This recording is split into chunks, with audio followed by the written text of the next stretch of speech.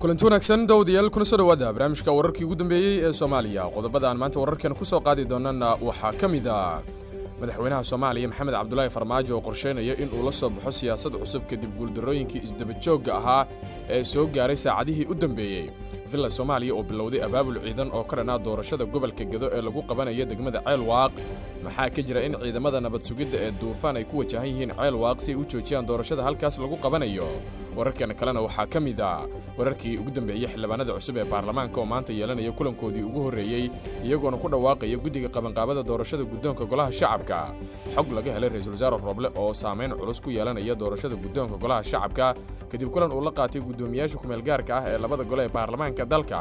haddaba yuu wataa ra'iisul wasaare Roble iyo xogta doorasho adag oo maanta ka dhacaysa magaalada Jowhar iyo mid kamid ah saraakiishii badbaado qaran oo kamid ah xubnaha maanta tartamaya qodobadaas ayaan ku faahfaahin doonaa barnaamijka insha Allah waana subax sabti 16 bisha afraad ee Abriil sanada 2022 barnaamijkan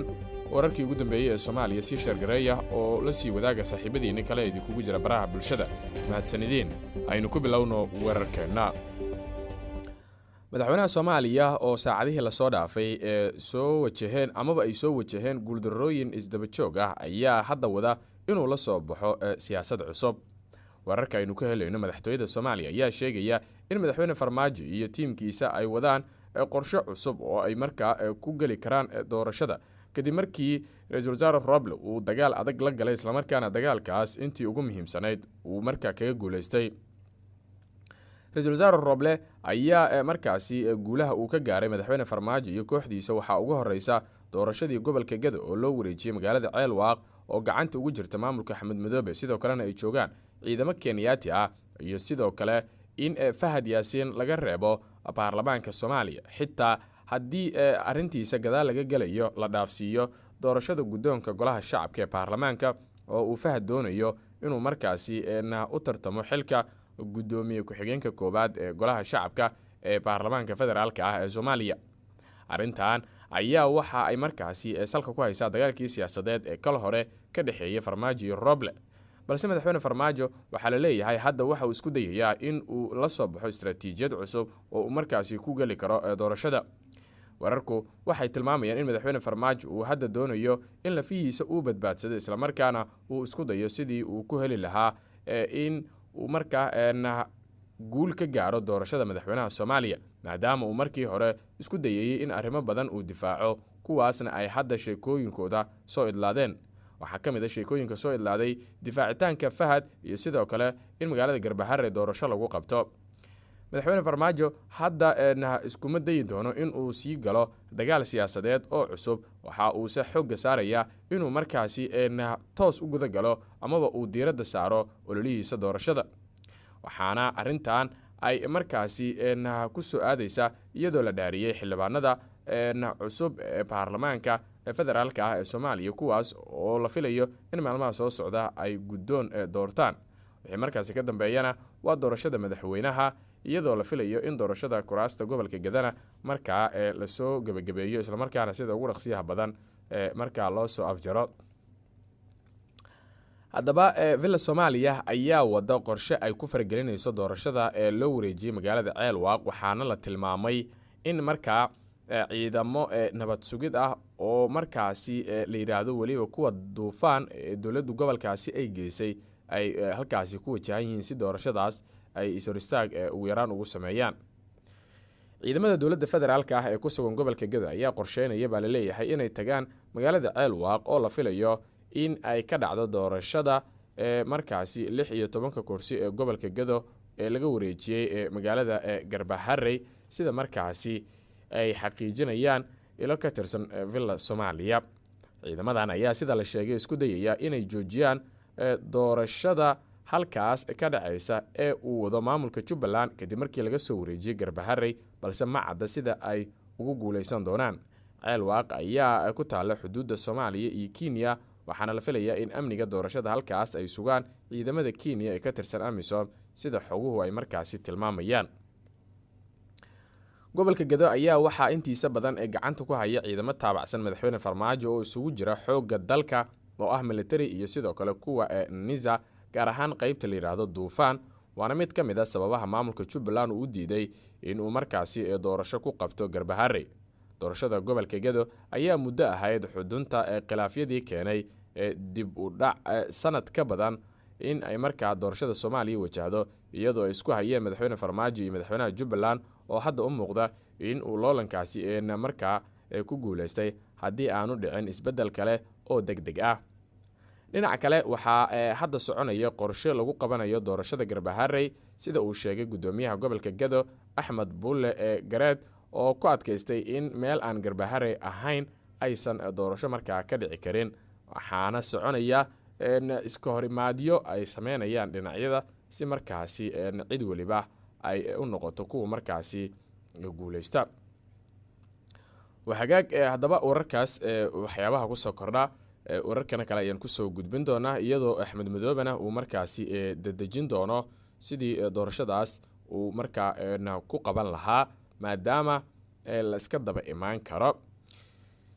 dhinaca kale xildhibaanada golaha shacabka ee baarlamaanka federaalka ah ee Soomaaliya ayaa maanta yeelanaya kulankoodii ugu horeeyay kadib markii Khamiistii la dhaariyay. xildhibaanada cusub ee golaha shacabka ayaa maanta lagu wadaa in ay yeeshaan kulankoodii ugu horeeyay kadib 14 bishan markii la dhaariyay. kulanka ayaa ka dhici doona xarunta Villa Hargeysa, waxaana shir gudoomin doona gudoomiyaha kumeel gaarka ah, waxaana sidoo kale lagu wadaa in markaasi maanta lagu dhawaaqo guddiga doorashada ee gudoonka labada aqal iyo sidoo kale sidii si degdeg ah doorashada gudoonka u dhici lahayd. mudanayaasha golaha shacabka iyo gudoomiyaha kumeel gaarka ah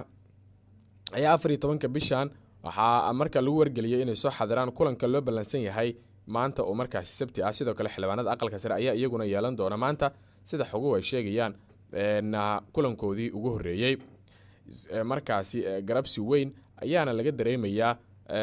doorashada gudoonka golaha shacabka. wararka qaar ayaa waxay sheegayaan in ra'iisul wasaaraha dalka Maxamed Xuseen Rooble uu doonayo in doorashadan uu saameyn markaasi ku yeesho.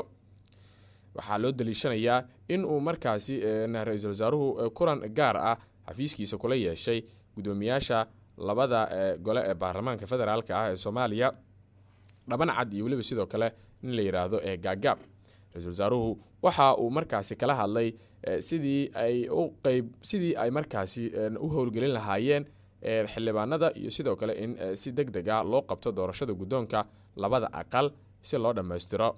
ra'iisul wasaaraha ayaa sheegay in labada gudoon laga doonayo in ay caqabadaha ka ilaaliyaan doorashada gudoonka labada aqal ayna markaasi soo magacaabaan gudiyada doorashada. sidoo kale gudoomiyaha kumeel gaarka ah ayaa waxa ay u soo gudbiyeen ra'iisul wasaaraha Soomaaliya caqabadaha haysta oo ay kamid yihiin dhanka maaliyadda iyo waliba sidoo kale amniga, waxaana la sugayaa in ra'iisul wasaaruhu arintaasi uu markaa si degdeg ah wax kaga qabto. si kastaba